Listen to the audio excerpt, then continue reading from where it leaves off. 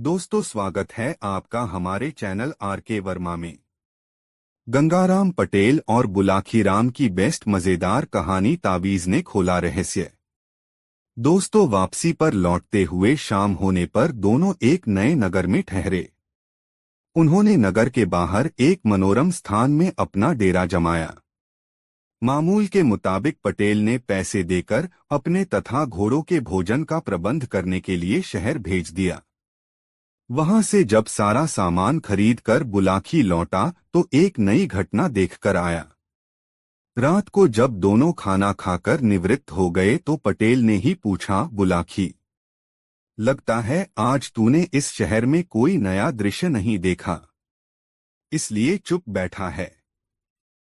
नहीं पटेल जी, दृश्य तो मैंने देखा है और आपने वादे के अनुसार मेरी उस शंका का निराकरण भी करना है। चुप तो मैं इसलिए था क्योंकि अभी भी मेरे मानसपटल पर पवित्र काशी नगरी के दृश्य ही घूम रहे थे, बुलाखी ने कहा।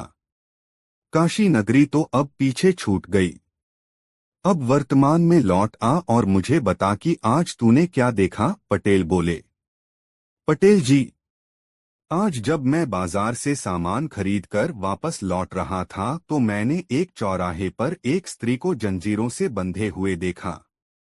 जो भी राहगीर उधर से गुजरता उस स्त्री के सिर में 5 जूते लगाता, तभी वह आगे बढ़ता था।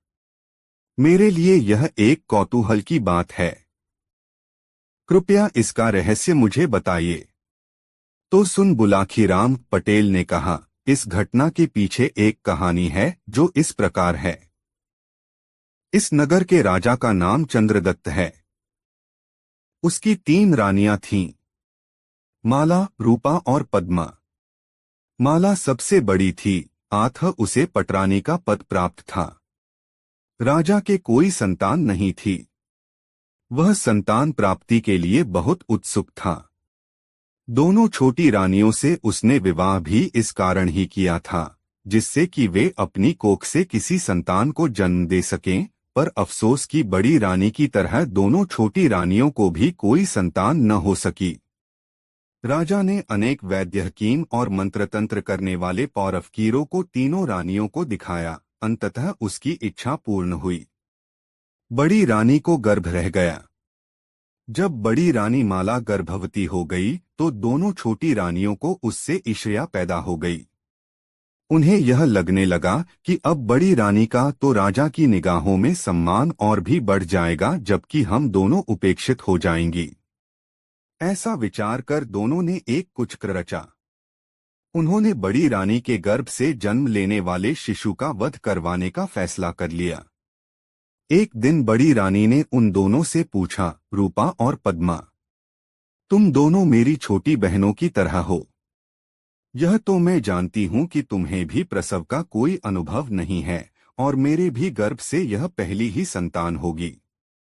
फिर भी मैं यह जानना चाहती हूँ कि प्रसव के समय मैं क्या करूँ कि मेरी कोख से जन्म लेने वाला मेरा शिशु खूब स्वस्थ और सुंदर हो। यह सुनकर छोटी रानी ने कहा, महारानी, अपने मायके में मैंने सुना था कि जब भी स्त्री को पहली संतान पैदा हो उसे अपनी आंखों पर काली पट्टी बांध लेना चाहिए। ऐसा करने से माना जाता है कि माँ या संतान पैदा करने में सहायता देने वाली दाई की नज़र बच्चे को नहीं लगती, क्योंकि यह भी कहा जाता है कि कभी कभी अपनी जन्मदात्री माँ की नज़र भी उसकी संतान को लग जाती है। अतः आप जब अपने बच्चे को जन्म दें तो उस समय अपनी आंखों पर काली पट्टी बांध लें। बड़ी रानी ने सोचा कि इतने दिन अपने शिशु को मैंने गर्भ में धारण किया है, पैदा होते ही यदि उसे मेरी नजर लग गई तो यह तो बहुत बुरी बात होगी। अतः उसने प्रसव के समय अपनी आंखों पर काली पट्टी बंधवाने का फैसला किया। उसने दोनों छोटी रानियों को भी बता दिया, वी जैसे ही मुझे प्रसव वेदना शुरू होगी उसी दिन मैं अपनी आंखों पर काली पट्टी बंधवा लूंगी। बड़ी रानी के ऐसे विचार जानकर दोनों रानियों ने दाई को धन देकर उसे खरीद लिया। उन्होंने दाई से कहा, महल या महल से बाहर किसी ऐसी स्त्री की खोज करो जिसको रानी के समय में ही बच्चा पैदा हो। 1-2 घंटा आगे पीछे भी हो तो भी चलेगा। हम तब तक स्थिति को संभाले रहेंगी। फिर जैसे ही उस स्त्री को बच्चा पैदा हो, तुम वह बच्चा रानी के बच्चे से बदल लेना। इसके लिए जो पुरस्कार तुम्हें हमसे अब तक मिला है, उससे भी बड़ा पुरस्कार मिलेगा। और धन मिलने के लालच में दाई ऐसा करने को तैयार हो गई। संयोगवश उस स्त्री को उसी समय एक मरा हुआ बच्चा पैदा हुआ। जब रानी ने अपने पहले शिशु को जन्म दिया, तब उस दाई ने उस स्त्री का मरा हुआ बच्चा लाकर रानी के पास रख दिया और उसका जीवित बच्चा वहां से उठा ले आई। फिर उसने प्रचारित कर दिया कि रानी की कोख से एक मरा हुआ बच्चा जन्मा है। रानी की आंखों पर पट्टी बंधी थी, आथ वह दाई की इस साजिश को देख नहीं पाई। राजा को जब पता चला कि रानी ने एक मृत बालक को जन्म दिया है, तो उसे बेहद दुख पहुंचा, किंतु अब हो भी क्या सकता था। उसने अपने प्रारब्ध का दोष मानकर सब्र कर लिया। उधर वह दाई छोटी रानियों के पास पहुंची और कहा, रानी जी, महालात का बच्चा मेरे पास सुरक्षित है। बताओ उसका क्या करूं? करना क्या है? उस संपोले को मारकर जंगल में फेंक आओ। बाद में आकर अपना पुरस्कार हमसे ले जाना, रानियों ने कहा। दाई जब घर आई तो उसने उसकी को नजर भर कर देखा। बच्चा टुकुर टुकुर बड़े भोलेपन से उसकी ओर देख रहा था। दाई का हृदय पिघल उठा। उसे बच्चे पर दया आ गई। उसने बच्चे की हत्या न करके उसे पुत्रवत पालने का निश्चय कर लिया। तब से वह बच्चा दाई के घर में ही परवरिश पाने लगा। दाई ने उसका नाम श्याम सिंह रख दिया और एक तावीज में उसके पैदा होने का दिन और पिता का नाम लिखकर उस बच्चे के गले में तावीज डाल दिया। दाई की एक बच्ची भी थी, जिसका नाम था मीना। दोनों बालक दाई की छत्रछाया में बड़े होने लगे। जब श्याम की आयु 15 वर्ष की हो गई तो एक दिन अचानक उस दाई की मृत्यु हो गई। श्याम और मीना अकेले रह गए, क्योंकि केवल वह दाई ही थी जो उनका पालन पोषण करके उनकी आयु को परवान चढ़ा रही थी। कुछ दिन तो दोनों दाई मां की पूंजी से निर्वाह करते रहे, किंतु अधिक दिन गुजारना कठिन था। इसलिए एक दिन श्याम ने मीना से कहा, बहन, अब हमारे ऊपर कोई संरक्षक नहीं है, आथ अब मुझे कोई काम ढूंढना ही होगा। यह सुनकर मीना बोली, मेरे भैया, तुम तो अभी किसी लायक भी नहीं हो। तुम्हारी आयु भी बहुत कम है, तुम्हें नौकरी कैसे मिल पाएगी?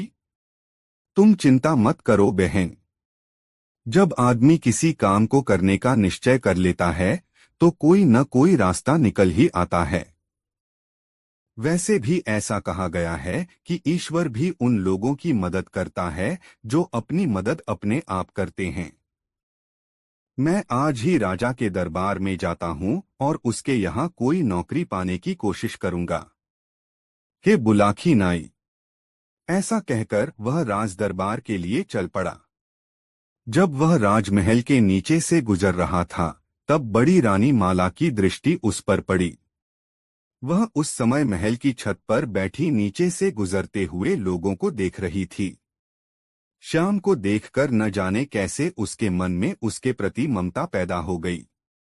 उसे ऐसा लगने लगा जैसे वह लड़का उसका अपना बेटा ही हो। उधर श्याम की दृष्टि भी ऊपर उठी और जैसे ही उसकी निगाहें रानी से मिली तो उसके मन में भी रानी के प्रति आदर के भाव पैदा हो गए। खैर, वह राज दरबार में पहुंचा और अपने घर के हालात बताकर और राजा को यह समझाकर कि उसकी माता भी राजा के महल में दाई का काम कर चुकी थी। जब राजा से किसी नौकरी का आग्रह किया तो राजा ने उसे अपने यहाँ पहरेदार के रूप में नियुक्त कर लिया।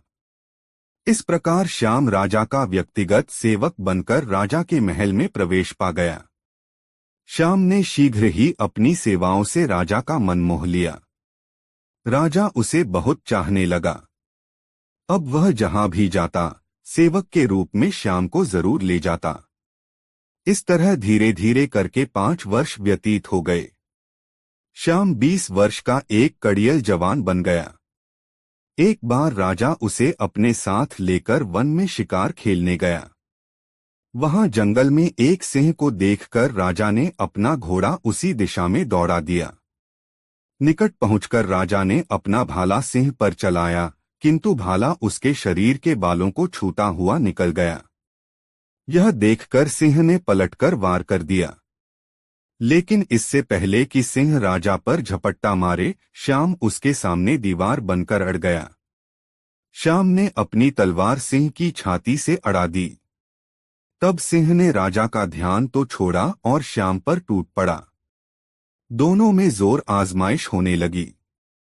कभी श्याम सिंह को तलवार से ठेलकर पीछे हटा देता, कभी सिंह दहाड़कर उसे अपने पंजों से फाड़ डालने की कोशिश करता।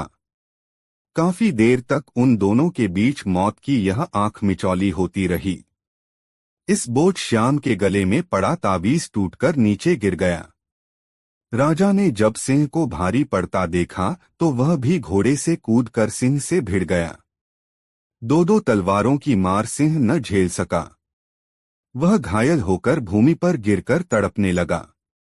थोड़ी ही देर में उसका तड़पना भी बंद हो गया और वह मृत्यु को प्राप्त हो गया।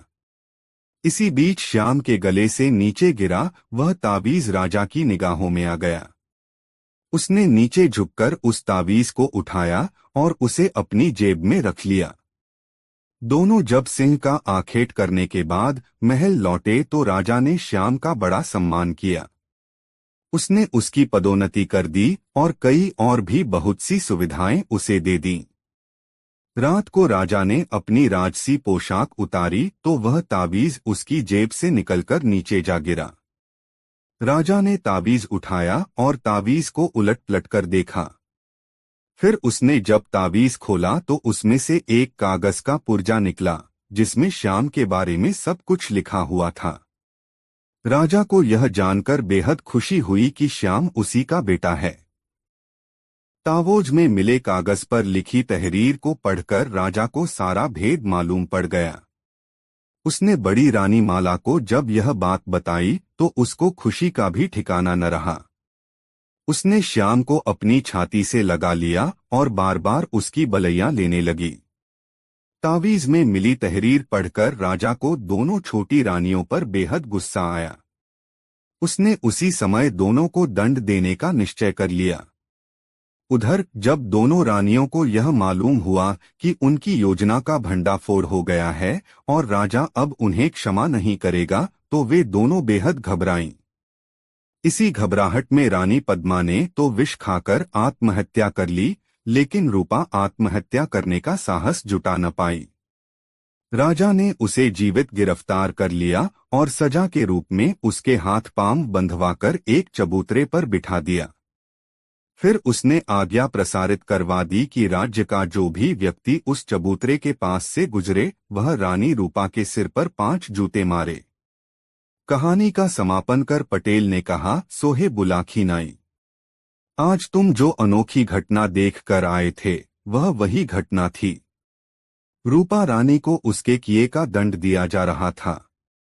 उम्मीद है यह सब जानकर तुम्हारी शंका का समाधान हो गया होगा। यह कहकर पटेल जी खामोश हो गए। बुलाखी को भी अपने प्रश्न का उत्तर मिल चुका था, अतः वह भी सोने की तैयारी करने लगा। कुछ ही देर में दोनों के खर्टी गूंजने लगे। दोस्तों, यह कहानी आपको कैसी लगी कमेंट करके जरूर बताएं और वीडियो को एक लाइक जरूर कर दें। दोस्तों, प्रतापगढ़ नामक नगर में बुलाखी राम ने जो दृश्य देखा उसका सारा अहवाल वर्णन पटेल जी से कह सुनाया। उसने पटेल को बताया, पटेल जी, आज शाम जब मैं सामान लेकर आपके पास वापस लौट रहा था तो मैंने बाजार में एक अनोखा दृश्य देखा। मैंने देखा कि 2 राजपुरुष एक सुंदर स्त्री की दोनों बाहें पकड़े उसे अपनी अपनी तरफ को खींच रहे थे।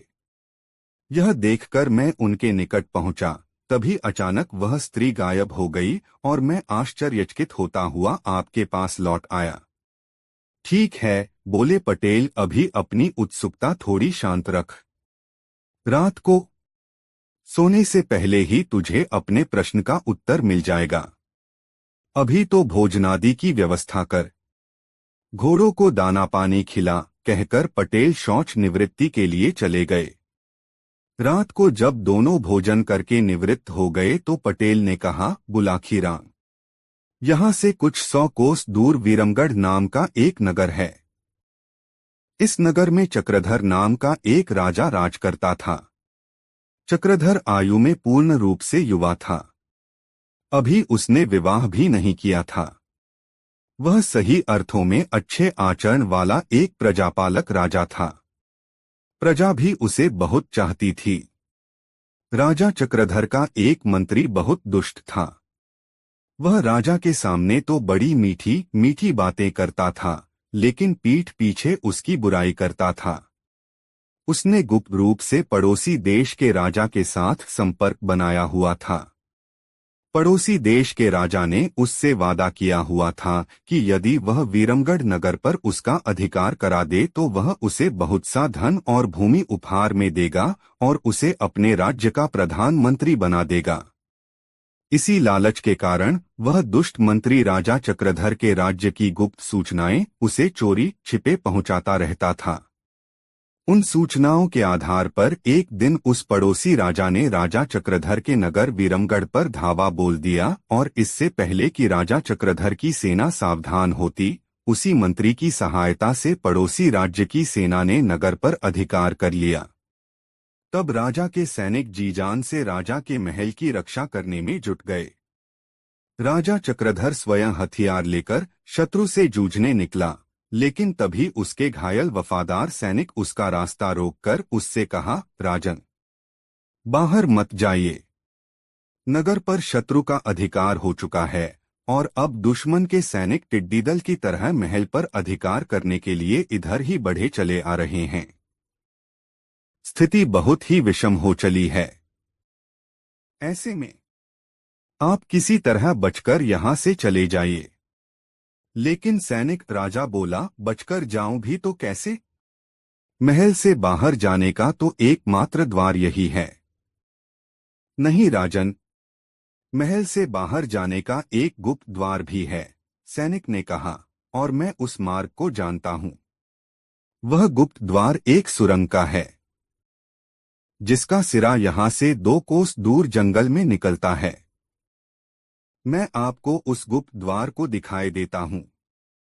आप उसी द्वार से बाहर चले जाइए। ऐसा कहकर वह सैनिक उसे एक कक्ष में ले गया और उस कक्ष में बना एक गुप्त द्वार उसे दिखा दिया। राजा जब उस गुप्त रास्ते के जरिए सुरंग में प्रवेश कर गया तो पीछे से उस सैनिक ने बड़ी सावधानी के साथ उस गुप्त द्वार का मुख बंद कर दिया। तभी महल के दरवाजे पर मारो काटो का शोर उठने लगा।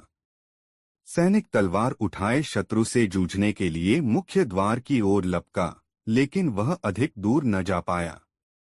उसके शरीर से इतना रक्त निकल चुका था कि उसमें आगे बढ़ने की शक्ति शेष न रही। वह लड़खड़ाया और भूमि पर गिर पड़ा। तभी बाहर शत्रु भारी संख्या में आ पहुंचे और कुछ देर के संघर्ष के बाद महल पर शत्रु सेना का अधिकार हो गया। उधर सुरंग के रास्ते से राजा चक्रधर निरंतर आगे बढ़ता गया।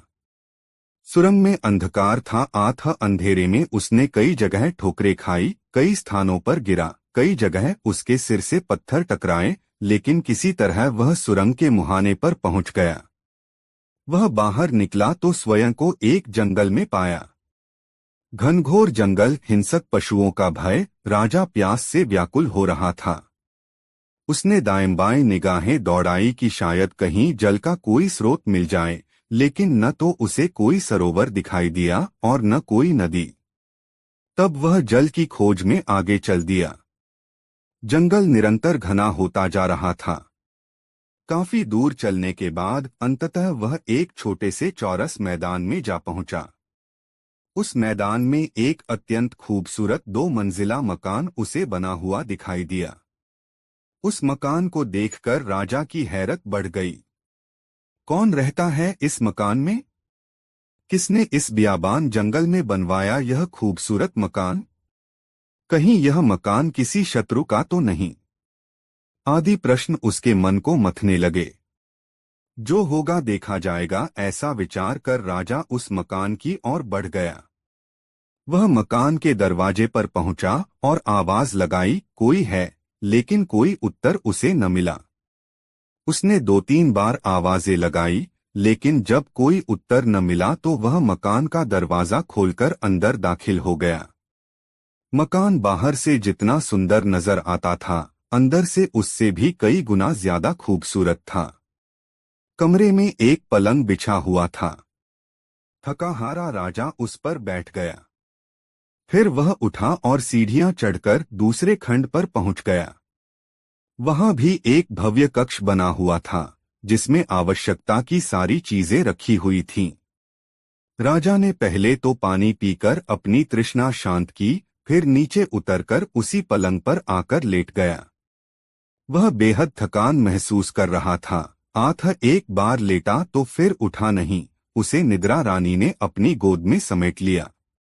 राजा न जाने कितनी देर तक सोता रहा। आंख खुली तो देखा कि सारा कमरा एक स्वर्णिम आभा से दमक रहा है। वह रोशनी किसी दीपक की नहीं, वरन उन खंभों से निकल रही थी, जिनके ऊपर मकान का ऊपरी कक्ष टिका हुआ था। राजा उसे देखकर अभी आश्चर्य कर ही रहा था कि तभी घुंघरुओं की आवाज बस उठी और देखते ही देखते उसके बिस्तर के पास एक बेहद सुंदर रूपसी प्रकट हो गई। हे भगवान, मैं किस मुसीबत में आ फंसा। यह तो कोई मायामहल है, और यह सुंदरी या तो डायन या चुड़ैल है, या फिर कोई जादूगरनी जो अपने जादू से इतनी खूबसूरत बनी हुई है। राजा ऐसा विचार कर ही रहा था कि वह सुंदरी जैसे उसके मन के विचारों को ताड़ गई। वीणा की झंकार जैसे मधुर स्वर में उसने कहा, घबराओ मत अजनबी, तुम यहाँ सुरक्षित हो। लेकिन आप कौन हैं? और आपका यह मायामहल? राजा ने कंपित स्वर में पूछा। अजनबी, मैं दानव की पुत्री हूँ। दानेशी नाम है मेरा। यह मकान मेरे पिता का बनवाया हुआ है। एक राक्षस से युद्ध करते समय मेरे पिता की मौत हो चुकी है।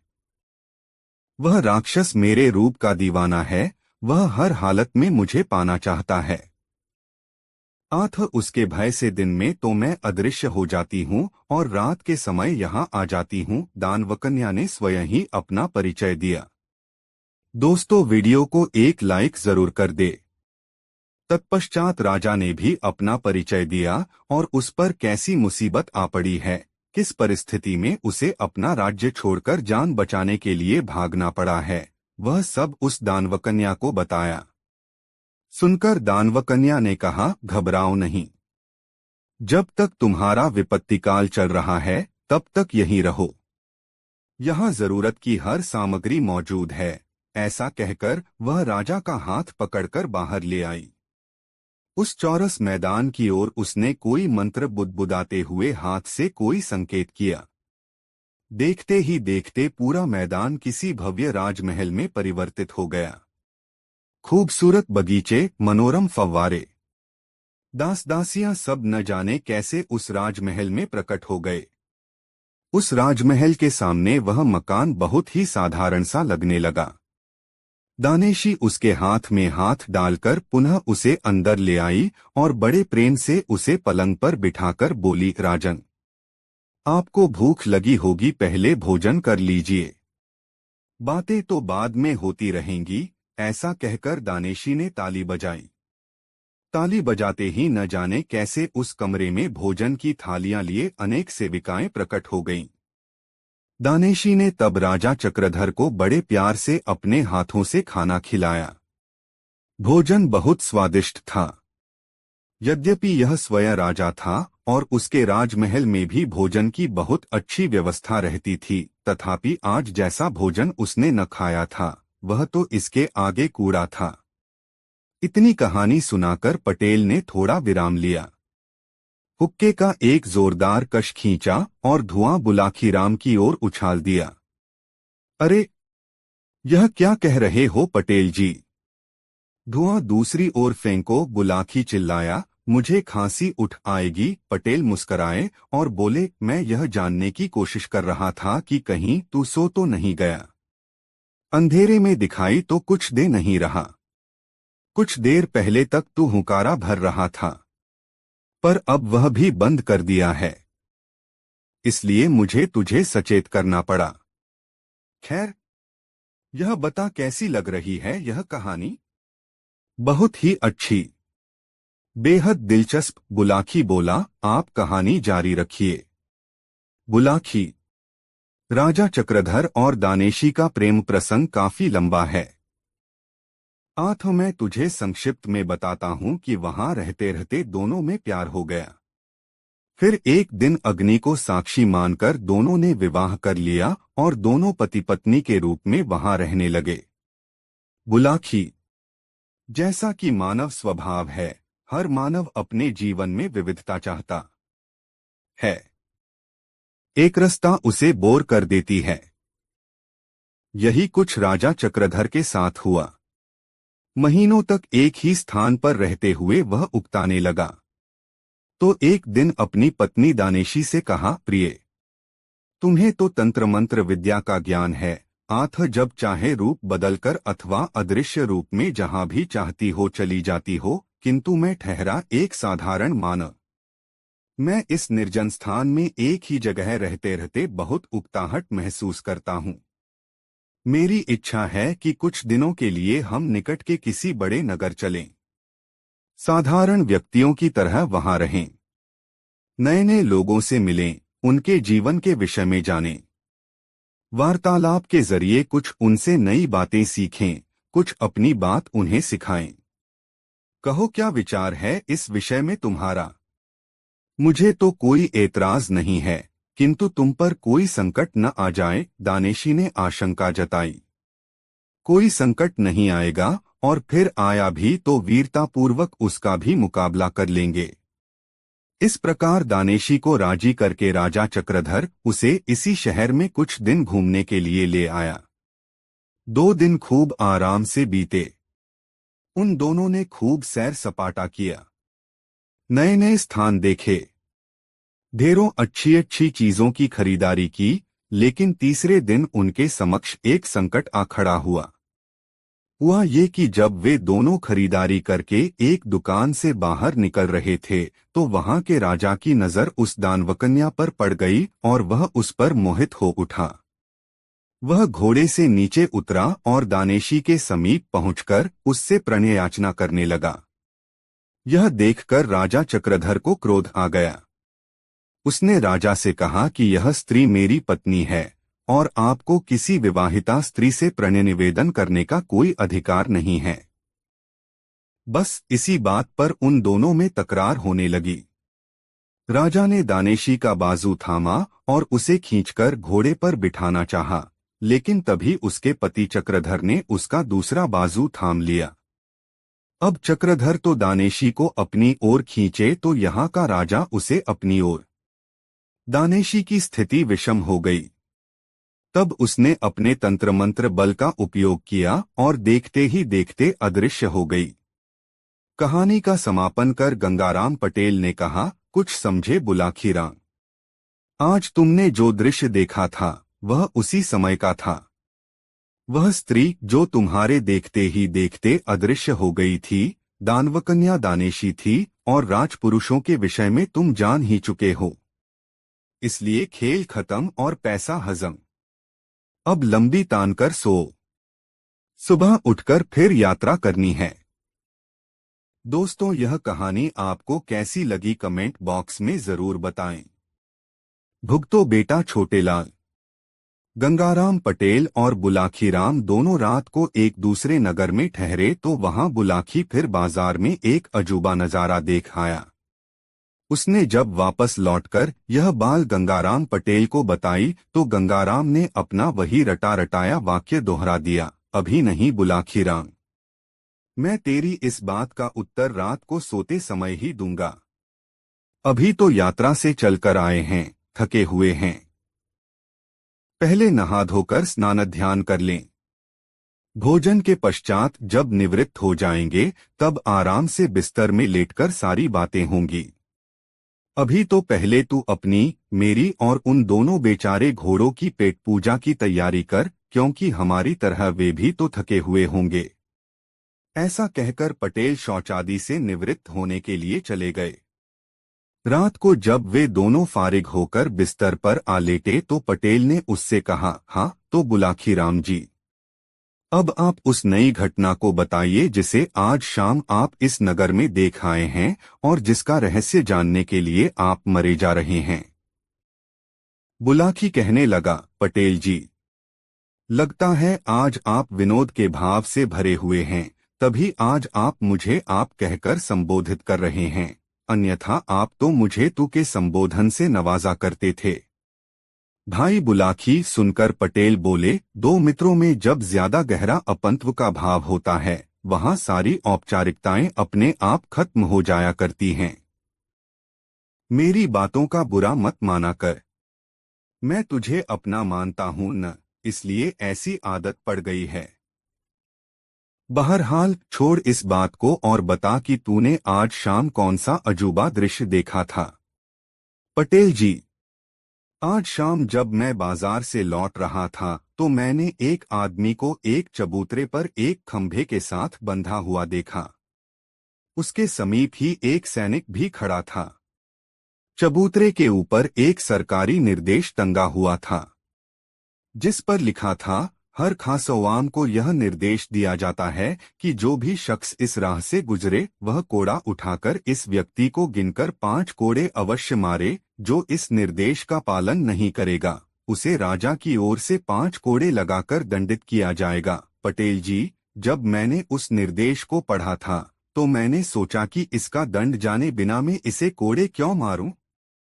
यही सोचकर मैं वहां से खिसकना चाहता था कि तभी वहां खड़े सैनिक ने मुझसे कहा, क्यों भई, क्या 5 कोड़े खाने का इरादा है? नहीं तो, मेरे मुंह से निकला।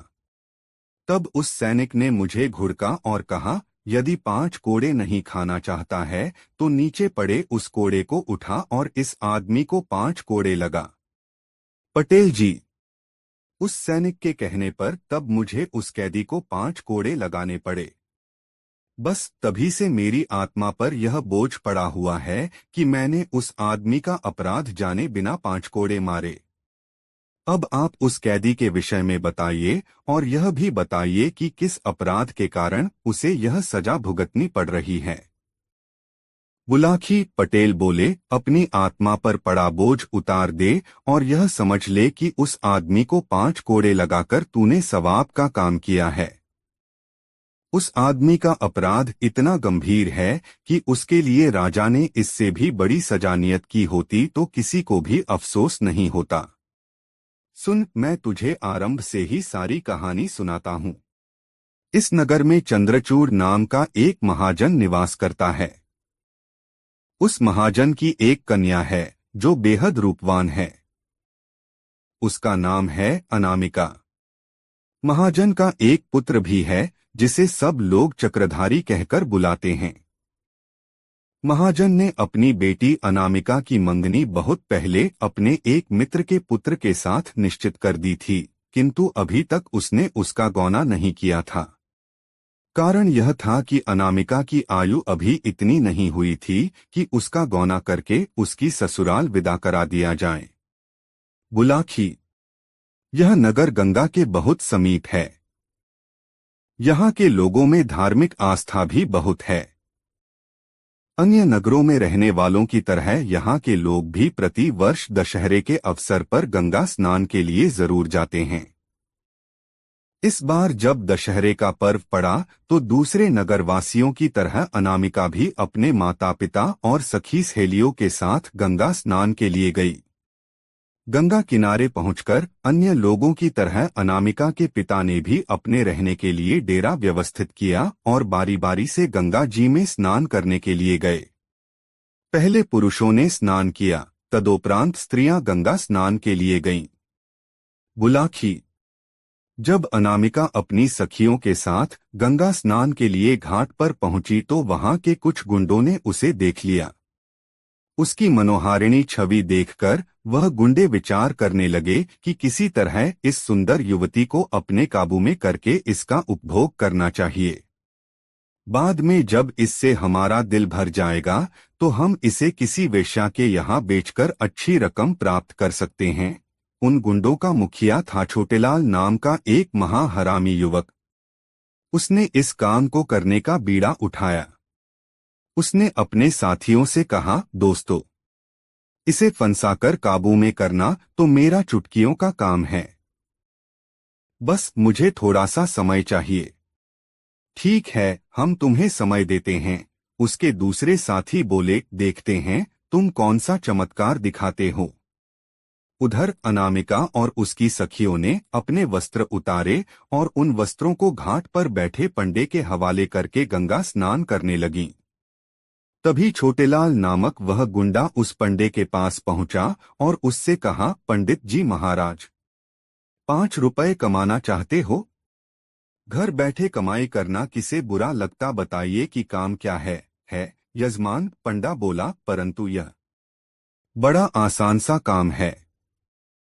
तुम्हारे पास ये जो जनाने कपड़े रखे हैं, इनमें से एक साड़ी निकालकर मुझे थोड़ी देर के लिए दे दो। छोटेलाल ने कहा, तुम साड़ी के साथ कोई छेड़छाड़ करना चाहते हो? पंडे ने आशंकित स्वर में पूछा। कोई छेड़छाड़ नहीं होगी, बस उस साड़ी के छोर में मुझे कुछ बांधना है। छोटेलाल बोला। यह कोई जोखिम भरा काम नहीं था, इसलिए 5 रुपए लेकर पंडे ने अनामिका की साड़ी उसकी ओर खिसका दी। छोटेलाल ने अपनी जेब से एक सोने की मुहर और 100 रुपए का एक नोट निकाला और अनामिका की साड़ी के पल्लू में बांध दिया और वहां से हटकर कुछ दूर खड़ा हो गया।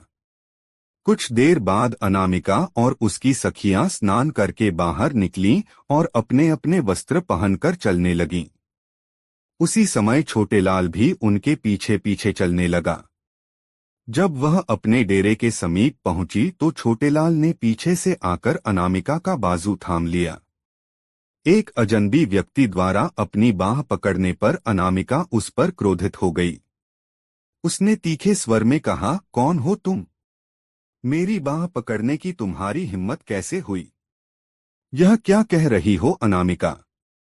क्या अपने मित्र छोटेलाल को भूल गई? छोटेलाल ने आश्चर्य व्यक्त करने का नाटक करते हुए कहा, मैं तुम्हें नहीं जानती। छोड़ो मेरा हाथ, कहकर अनामिका ने छोटेलाल का हाथ झटक दिया। तुम मुझे खूब जानती हो अनामिका, छोटेलाल ने कहा, वर्षों से हम दोनों एक दूसरे से एकांत में मिलते रहे हैं। अब शायद अपनी इन सहेलियों की उपस्थिति में तुम मुझे पहचानने से इनकार कर रही हो। बुलाखी। इस प्रकार वहां दोनों में तकरार होने लगी। मेले का मौका था, आठ भीड़ इकट्ठी हो गई। वो हल्ला सुनकर अनामिका का पिता, उसका भोग और अक नगर के दूसरे परिचित लोग भी वहां आ पहुंचे और एक लड़की को छेड़ने पर छोटेला को बुराभला कहते हुए उसकी पिटाई करने लगे। जब छोटेलाल काफी पिट चुका थी, उसने रोने का अभिनय करते हुए कहा, आप लोग मुझे बेकार ही पौंट रहे हैं। चैत्र कोई अभद्र बात नहीं की है। इस लड़की से मेरा काफी पुराना परिचय है। इसने तो मेरे साथ विवाह करने का वादा भी किया हुआ है। विवाह का वादा? अनामिका के पिता ने आश्चर्य से पूछा। हाँ जी, विवाह का वादा, छोटेलाल कुटिलता से बोला। विश्वास न हो तो पूछ लो इससे। आज यहाँ आने से पहले भी यह मुझसे मिली थी। इसने अपने खरवे के लिए मुझसे 100 रुपए और एक सोने की मोहर भी मांगी थी, जो मैंने अपनी माता के रुपयों में से चुराकर इसे लाकर दिए थे। झूठ बोलता है तू, अनामिका का पिता दहाड़ा। अरे भिखमंगे, मेरे पास धन की क्या कमी है जो मेरी बेटी तुझसे खर्च के लिए पैसे मांगती? यह तो आप अपनी बेटी से ही पूछिए, छोटेलाल ने रुआंसे स्वर में कहा। क्योंरी कलंकिनी, अनामिका के पिता ने क्रोध से लाल पीले होते हुए अनामिका को झिंझोड़ा। क्या तूने इस आदमी से 100 रुपए और एक सोने की मुहर ली थी? यह आदमी झूठा है पिताजी। मैं गंगा माता की कसम खाकर कहती हूँ कि आज से पहले मैंने इसकी शक्ल भी नहीं देखी। यह मुझ पर झूठा लांछन लगा रहा है, अनामिका ने सुबकते हुए कहा। सेठ जी, अगर मैं झूठा साबित हूं तो आप यहीं मुझे 100 जूते मारना और जो भी सजा आप देना चाहें मैं खुशी से मंजूर कर लूंगा, पर पहले आप अपनी बेटी की तलाशी तो लीजिए। मैंने आज जो रकम इसे दी थी वह अभी भी इसके पास होगी, छोटेलाल बोला। सबको यह विचार पसंद आया। अनामिका की तलाशी ली गई तो साड़ी के पल्लू में बंधी दोनों चीजें बरामद हो गईं। इस पर तो सब लोग अनामिका और उसके पिता को दोषी मानने लगे। सब लोग उन पर धू-धू करने लगे। बुलाखी। तब अनामिका के पिता और उसके भाई को अनामिका पर इतना क्रोध आया कि उन्होंने उसी घड़ी अनामिका का त्याग कर दिया। वे घर लौट गए और छोटेलाल अनामिका का हाथ पकड़कर विजेता की तरह उसे ले चला। अनामिका दहाड़े मार कर रोने लगी और बार बार छोटेलाल के चंगुल से छूटने का प्रयास करने लगी, लेकिन तभी छोटेलाल के साथी गुंडे भी उसकी सहायता के लिए वहां पहुंच गए और उन्होंने छोटेलाल और अनामिका को अपने घेरे में ले लिया। बुलाखी। जब अनामिका रो रो कर हलकान हो रही थी और अपनी सहायता की गुहार लगा रही थी, तभी यहाँ के राजा की सवारी वहां से गुजरी। एक लड़की को सहायता के लिए चिल्लाते देख राजा ने अपनी पालकी रुकवाई और नीचे उतर का सड़कों से उसके रोने का कारण पूछा। अनामिका ने रोते हुए सारी बात बताई तो फिर सड़क ने छोटेलाल से पूछा। छोटेलाल ने वही झूठी कहानी राजा के सामने दोहरा दी कि राजा लड़की उससे प्रेम करती है, फिर भी सबके सामने अपनी बात कहने में संकोच कर रही है। इसके माता पिता ने अब इसे मुझे सौंप दिया है। उस मुंडे छोटेलाल की बातें सुनकर राजा को कुछ गोलमाल नजर आया। उसने अपने सैनिकों को आदेश दिया कि इन दोनों को अपने नगर से चली। वहीं मैं सारी बातें अनकर इस बात का निर्णय करूंगा कि इन दोनों में से कौन सच्चा है और कौन झूठा। तब दोनों दरबार में पेश किए गए। राजा ने अनामिका से पूछा, देवी, तुम कहती हो कि अब से पहले तुमने इस आदमी को कभी देखा नहीं था, फिर इसकी यह भारत क्यों कर सच साचित हो गई कि तुम्हारी साड़ी के पल्लू से इसके दिए हुए रुपए और सोने की घोहर चरामद हो गई। अन्नदाता, अनामिका बोली, मुझे इस बात का बिल्कुल भी ज्ञान नहीं है कि रे दोनों चीजें मेरी साड़ी के पल्लू में किसने बांधी। अपनी साड़ी तो मैंने कहीं उतारी भी नहीं, भी सिवाय उस समय के जब मैं स्नान करने के लिए गंगा जल में उतरी थी। अपने वस्त्र तुमने कहाँ रखे थे? राजा ने पूछा। हमने अपने वस्त्र घाट पर बैठे पंडे को सौंपे थे, अनामिका ने कहा। पलक झपकते ही सारी बातें राजा की समझ में आ गईं। वह समझ गया कि सड़कों के साथ छल किया गया है। तब उसने उस पंडे को दरबार में पेश होने का हुक्म दिया और पंडे के पहुंचने पर राजा ने उसे दंड का भय दिखाया तो भय से कांपते हुए छे ने सब कुछ बक दिया। उसने बता दिया कि यह काम छोटेलाल ने ही किया था। बुलाखो। सच्चाई जानकर राजा ने अनामिका के पिता को बुलाकर अनामिका तो उसे सौंप दी और उस पंडे और छोटेलाल के साथियों को पकड़कर उन्हें 100 कोड़े लगाने की सजा दी और क्योंकि मुख्य अपराधी छोटेलाल था, उसे यह सजा दी कि इस दिन तक इसे खंभे से बांधकर इस पर कोड़े बरसाए जाएं। साथ ही यह आदेश भी लिखकर वहां चिपका दिया कि जो भी राहगीर वहां से गुजरे वह छोटेलाल को 5 कोड़े जरूर मारे, यदि वह ऐसा नहीं करेगा तो फिर राजाज्ञा से 5 कोड़े उसी को मारे जाएंगे। कहानी का समापन कर पटेल बोले, सोहे बुलाखी। यह है सारी कहानी। आबा राजा की आज्ञा से छोटेलाल को सजा दी जा रही है। अपने कुकर्म का फल उसे भोगना पड़ रहा है। जो दृश्य आज तूने देखा है वह उसी समय का है।